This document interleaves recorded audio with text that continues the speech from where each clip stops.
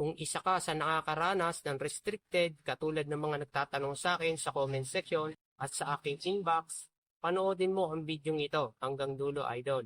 Baka sakaling makatulong sa iyo. Dapat mong iwasan ang sobra-sobra at napakabilis na pagkiklik sa mga reaksyon, pag-add friend, o pag-follow at pagko-comment mo. Dito mararanasan mo ang sinasabing pansamantalang picture block na ibig sabihin hindi mo magagawa ang ilang pictures tulad ng pagpo-post, react, comment, at kung isa ka sa nakaranas nito, maaaring nakita mo na sa account mo ang salitang restricted.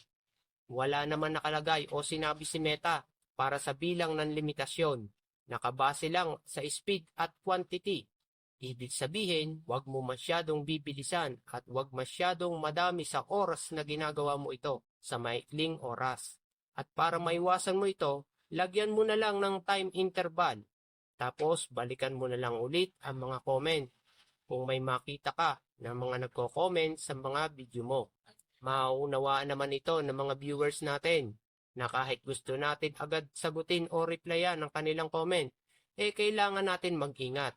Ingatan mo din na mapabilis ka sa pagko-comment mo dahil minsan may salita sa atin na maganda naman ang intensyon natin pero maaaring hindi naman maganda ang meaning kapag na-translate sa ibang language dahil maaari din itong maging violation na tinatawag na flag behavior dahil ang flag behavior ay isa sa dahilan kung bakit bumababa ang ating distribution at pati ang earnings mo ay pwedeng maapektuhan.